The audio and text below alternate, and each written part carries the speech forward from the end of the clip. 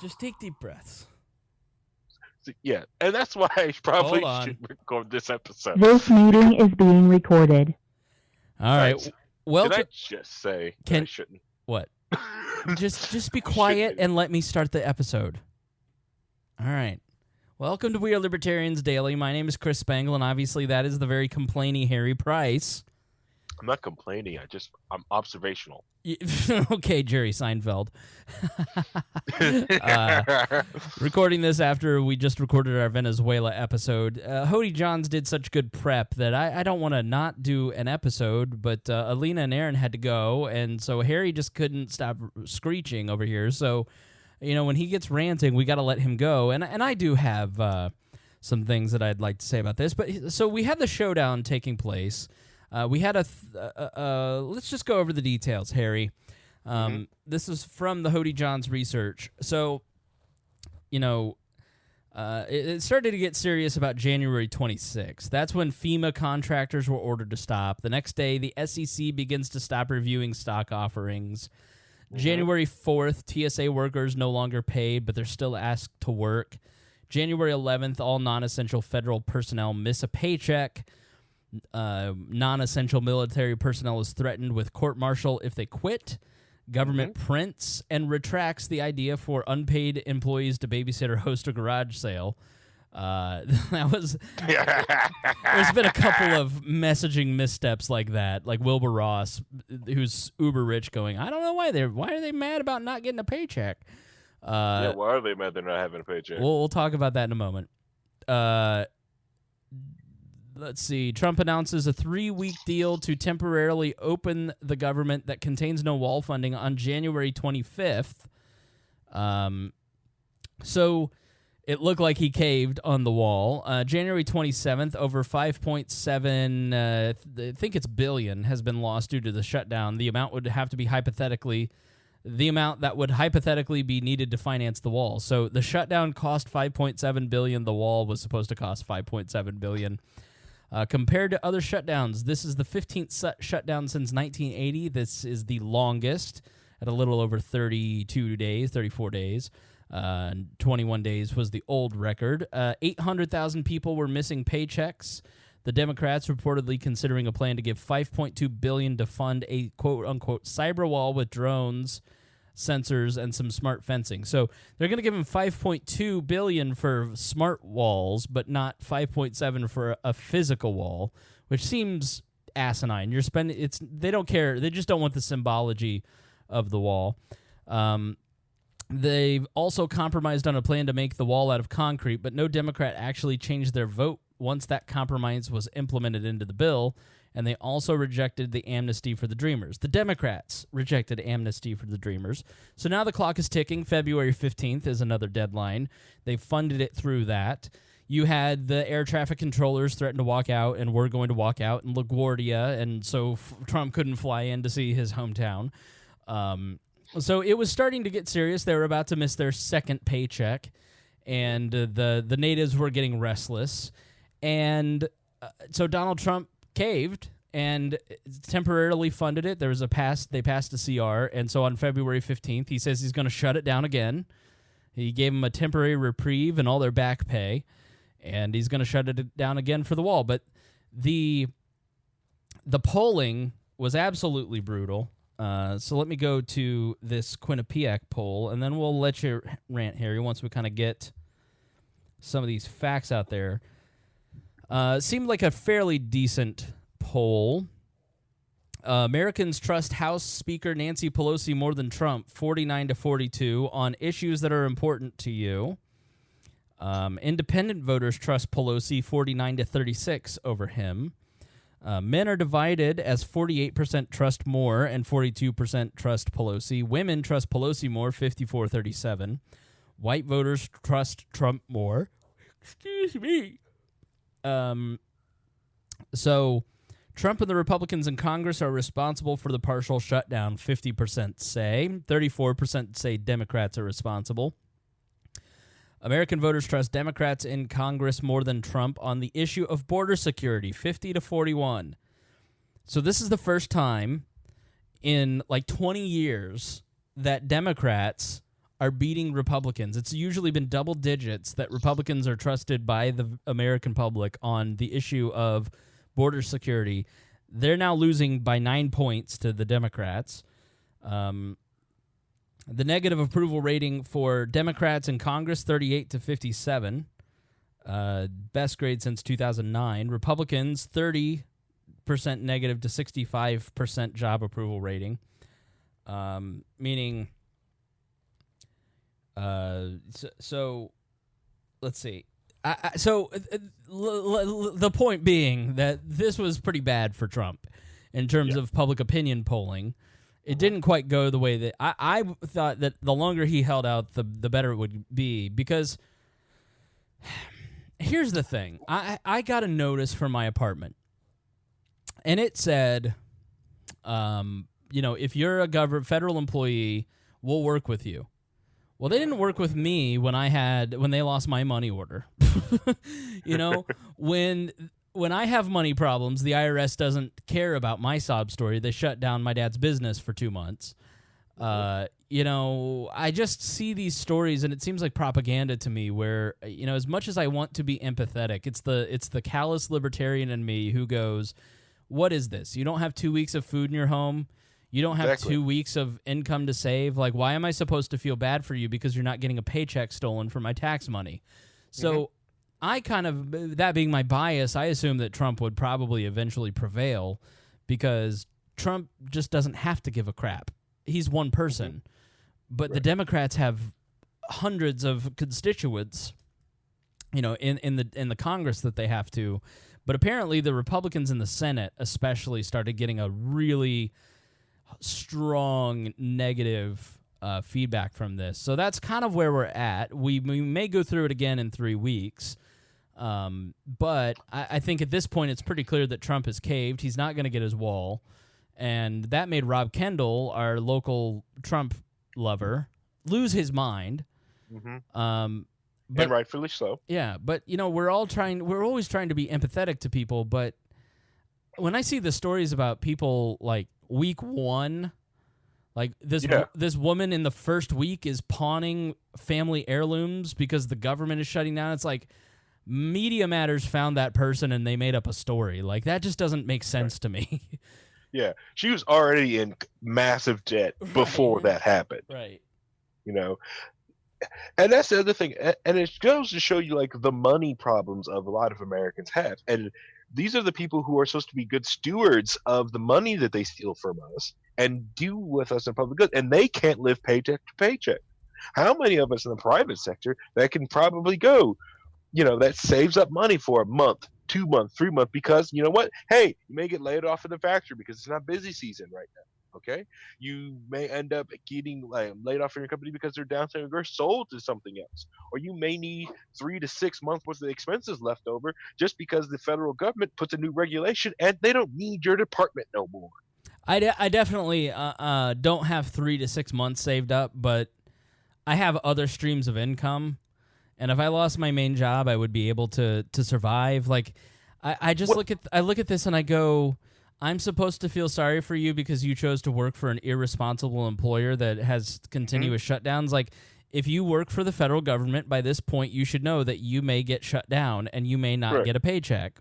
Correct. You may have to go 2 or 3 weeks before getting paid. Like, and somehow that is, I'm supposed to feel sorry. I have a hard time finding the empathy on it. Correct, considering like the most of us in the private sector have to work till April without getting paid and have to send all that money to the federal government. That's a tax thing because you pay that much in taxes for for 3 months of the year. Then you really start bringing home money, and the whole gross thing, scam thing. But the thing is, like, that's one thing that you learn from a duel, and I picked up from a duel too, is always having multiple incomes, because at any moment your boss can walk in and go, I think he said, like, hey, we're doing country music, That was Abdul's joke, was like always having multiple streams of income, because at any moment, my boss could walk in and just like, hey, Harry, we're switching to China. Bye. And like, oh, I'm going to go find something else to do, And it's that arrogance, that Pompins arrogance, like, well, I work for the government. They can't go anywhere else. I'm their only customer. You know, I think you it can only shows. go to me, I think and that pisses me off. Well, I think it shows the lack of entrepreneurial spirit, don't you? Mhm. Yeah, that they have is like because they know they don't have to compete. They know fully damn well they do not have to compete, and they're like, "This should be the most stablest job in the world. I don't have to compete. We just take the money from these people, and they have to go through us." And it's that ludicrous nature was just on parade, and people were just like, "Well, they can't feed their families." Bull crap. There's so much. The unemployment is very low. My company is struggling to fill positions of trying to find qualified people. And then these people are, we just can't find a job. Like, dude, I've hired 3 people last week. I rushed through 3 different onboarding just to get them in as fast as possible because we needed people, and I'm still doing it. So the fact that they can't go out and just go find jobs in a week, bull crap. You know, Well, and don't let these people have sympathy for you. They've getting a pension off your money. You know, after what was it, 25 years of working for the federal government or 30 years for a non-essential employee, they get their freaking pension. Screw them. Wow, you're really worked up tonight. No, screw them. You don't get a pension. They get their freaking your Social Security gets screwed over from these people who have to work paycheck to paycheck, and it kind of about like, oh, I can't manage my money, so I can constantly steal it from you for the rest of your freaking life because I can't manage my freaking money. I've got to have my Lexus, my Beamer car payment for for the time I start working for the government until I end. I also gotta have my Planet Fitness account. I've got to have all these new. Okay, all right, calm down. I've got to have my iPhone with my $1,200 iPhone, my $2,500 Apple Mac Pro piece of crap. They can't sit there and look at the money that they have coming in and understand, like, hey, I'm only going to get paid this a year.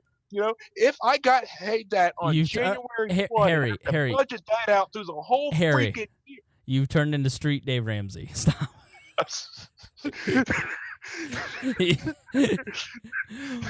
I think it does point out that. Sorry. Just kidding. It's kind of like the learn to code thing. Have you seen the learn to code thing that's happening on Twitter? Yeah, learn to code. So the whole notion is that when these Rust Belt workers have lost their jobs, journalists usually write these stories of like, well, they need new skills, like teach them to learn to code. And so basically what's happening at all these clickbait mills is someone like in Huffington Post or Mike or some of these other news outlets basically took out loans and got investments based on future earnings that never actually took place because nobody wants to actually read any of this bullshit. And so what ended up happening is they folded. The other part is the organizations that are folding quickest are the ones that are the employees unionized. And so the union employees are trying to get revenue for raises that just doesn't exist. Like they can't operate. So you get a Huffington Post. Sit down. We're on camera.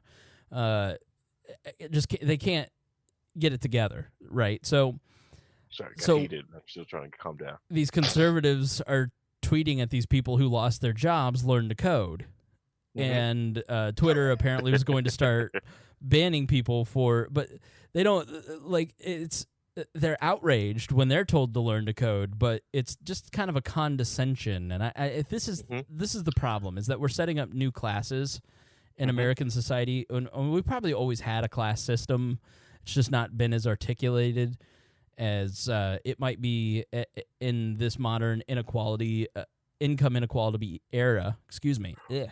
Oh, it's getting ready. It's going to get the inequality is just going to get. It's going to get weird here at the end of 2019 and going into 2020, because all I could say, like the rumblings that I'm seeing or feeling from Silicon Valley and all the tech bubbles, like that tech bubble, it is bubbling. Cryptocurrency has pushed it as far as it can go. Right now, it's got nothing. It's got nothing. The first trouble is Apple. You know, if Apple can't make it, oh man, it's gonna. Now, I'm not saying Apple's going to any dire straits. No. They're rock solid. But since they had to stumble a little bit, oh no. If I owned Apple stock, I would sell it, and I'll tell you why. How many Mac products do I own? A lot. All of them. All of them. And they're old, and they're all ancient technology. Okay, enough of you. But I can't tell you what my phone is named. I have no idea when people ask me which phone I have, I can't tell you. I don't know. I think it's the most expensive one, and I got it because I wanted the pretty camera. This is the worst camera I have had on the phone since the 3G. Yep. It is absolutely it can take some breathtaking pictures, but most of the time it has this garbled computery looking bullshit. So it's disappointing. And so I think they've lost what made them special. I think we finally caught up, and I think you're going to see Apple have a problem. But my point being is that I forget what my point was, but I think people come on. Well, people feel it's like Kamala Harris starting her campaign with, this is not who we are. Well, this business of this is not who we are has not worked to fell Trump with 16 Republicans. It's not brought Trump down with Hillary Clinton. It's not brought him down with the media. And there's a very real sense of these people have brought misery on me, and I don't mind seeing them being tortured a little bit. And so we're creating this special class of liberal elite or government employees. Like here in Indiana, there have been two proposals. One wanted to exempt teachers from the income tax, and the other wanted to exempt veterans and active duty military from the income tax. And teachers are even against it. They're like, I don't want to be made into a special class, because they realize the resentment that brings. Yep. I would resent if teachers didn't have to pay income tax for me, even though I know it's stupid that all the money they get paid is taken out of my paycheck. Like the government this is the problem with having 50% of our employment base attached to some level of government contracts, government paychecks, because you can't run a government effectively when you shut it down, and then those people, because of their pain, you reopen the government. This is what we have been warning about on this show for years. Yep. So you can't really get anything done, and then it goes to show you right there, you're not going to roll anything back. Right. Because the moment you try to close, that's what, like, the one thing you get, like the Libertarian presidential candidate, well, I'm going to close this agency. No, you're not. Yeah, because the willing partners in the media are going to write, little Sally Muckenfudge was just out on the street. She had a great job 4 years ago, and then all of a sudden the evil libertarian president shut down her. It'll never end. He's cost 10 million jobs, all government jobs, of course. Which is 10 million jobs. But here's what you have to do. You have to convince people who work for the government that what they're doing is it's a valid job, but the way that they make their money is not necessarily valid. You have to be more empathetic than you were at the beginning of this. That's what I said. Like, I didn't know if I could, because I'm just so angry at it. It is so much anger, and that's why I really have not want to talk about it, because it's just I have nothing but anger. Why does it make you mad? Why? Because you got someone like me, right, who I have watched my spending, did everything right with my money, and I'm still getting, like, all this money stolen from me from these people, and then I'm surrounded like, well, I can't make paychecks. But it's like, listen, it's like, and people make fun of me because I do drive a 1993 Subaru Legacy station wagon. It's all rusted up to hell, but you know what? Sucker's paid off. I bought it for $400. Put tires on it. I fix it up once in a while. I think it's cost me about, out of the 7 years I've owned it, it has cost me $4,000 of ownership of maintenance on that dang thing. Right. And I get frustrated because I do all this, right? But only people want to talk about or benefit are people who, have a $500 car payment. Well, I have to pay my $500 car payment on a lease, on a freaking lease on a car. So after 3 years of paying that $500, it just goes away. And these are people that just keep doing this stupid cycle. And if they understood, if they took that 500, I'm taking the street James Ramsey. Hold on, I was gonna say, like, if you took that $500, put it into, like, a month, saved it, was compounding it in a nice growth mutual fund, you could probably make over $10 million out of that dang thing. You invest it correctly, Right? if you do it for 30 years. But no, they go out and get these leases, and just so they want to pull up a nicer car. So, like, oh, look at my car. Oh, it's got Apple CarPlay. I'm like, I don't care. I can put Apple CarPlay in my Subaru. I've got a double DIN stereo All system. right, we're getting tangential. This is a daily. This is not the main show, so we need to start wrapping up. So give us your final thoughts. Book recommendation. Dave, since we said Dave Ramsey a whole bunch in this show, read the Dave Ramsey book. Was it Chris Hogan put out the new book, Everyday Millionaire? It is a brilliant book, just to show you the American dream is still alive and well in this country, that you can become a millionaire in this country, even though if you're a high school dropout. You just have to know how to spend your money and not get fall into the traps of debt. The thing with the government shutdown, I think Trump reopening the government, it's dangerous. I am worried because of the Jacksonian nature of Trump, of what's going to happen, because you can tell he really wants this wall, and that's Trail of Tears 2.0 might be coming as he takes the military and builds that freaking wall. I am just really worried. Yeah, it could be, non-place, and it could just all get on into the trail. But all I say is this: is that if you don't, the people who are, and they're pushing him towards that because they're mocking him. He blinked. He's a coward. He's backing up. He compromised. He has been just compromising and bending over to get you to deal with him because he wants this wall. And if you believe in the idea of the United States government and all they do, it's kind of hard. Like, if you're willing to spend all this money, you have no legitimate argument against the wall. Libertarians have an argument against it. We can sit there and we can be completely consistent. But everyone else, you do not have an argument against it unless you want to really change everything you have probably said about government. I don't think it's going to happen. We're working on the emergency powers thing that he's floating. We'll have that in a future daily or major episode. But I think if he tried to do that with the military, he'd get stuck in court forever. So that's the Jacksonian thing I talked about.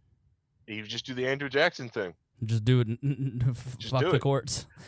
Stop me. Stop me with your armies. Yeah. Come on. Yeah. Stop me with your army. Oh, that's right. You don't have an army. So it looks like you need to shut the heck up.